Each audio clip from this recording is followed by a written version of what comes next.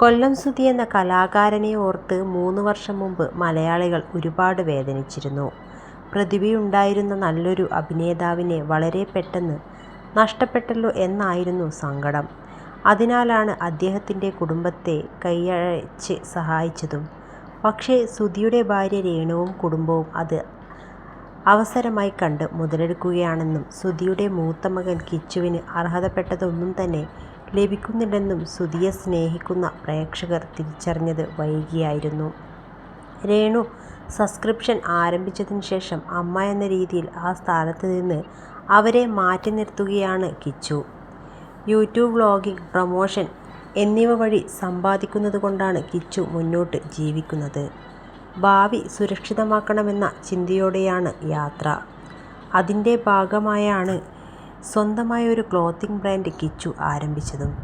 ലക്ഷ്മി നക്ഷത്രയടക്കം കൊല്ലം സുധിക്ക് വേണ്ടപ്പെട്ടവരെല്ലാം പിന്തുണ അറിയിക്കുകയും ചെയ്തു. ഉദ്ഘാടകനായും കിച്ചു സജീവമായി തുടങ്ങി.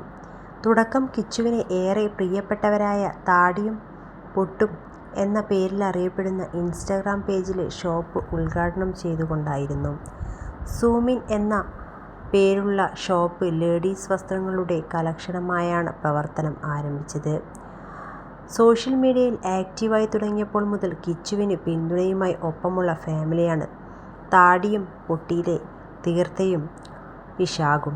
ജീവിതത്തിലെ ആദ്യ ഇനാഗുറേഷൻ ഫംഗ്ഷൻ്റെ വീഡിയോ ഒരു വ്ളോഗായി കിച്ചു യൂട്യൂബ് ചാനലിൽ പങ്കുവച്ചു. ഉദ്ഘാടനത്തിന് വേണ്ടി എത്തിയിരിക്കുകയാണ്. ആദ്യത്തെ ഇനാഗുറേഷനാണ്. Super experience.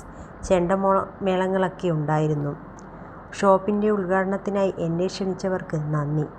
തീർത്ഥ ചേച്ചിയുടെയും വിശാഖ് ചേട്ടൻ്റെയും ഹാർഡ് വർക്കാണ്. ഷോപ്പ് നന്നായി വരട്ടെയെന്ന് ഞാൻ ആശംസിക്കുന്നുവെന്നാണ് ഉദ്ഘാടനത്തിന് ശേഷം സംസാരിക്കവേ കിച്ചു പറഞ്ഞത്. ഞങ്ങളുമായി വളരെ അടുപ്പമുള്ളയാളാണ് കിച്ചു. പരിപാടിയെല്ലാം ഗംഭീരമായി നടന്നു. എനിക്ക് ഭയങ്കര സന്തോഷം. കിച്ചുവിൻ്റെ ആദ്യത്തെ ഇനാഗുറേഷനാണ്. അവൻ ഹാപ്പിയുമാണ്. അതിൽ ഞങ്ങളും ഹാപ്പി. ഇതൊരു തുടക്കമാണ്. ഇനി അങ്ങോട്ട് ഓടി നടന്നവൻ ഇനാഗുറേഷൻ ചെയ്യും. എല്ലാ സപ്പോർട്ടും നിങ്ങൾ നൽകണം.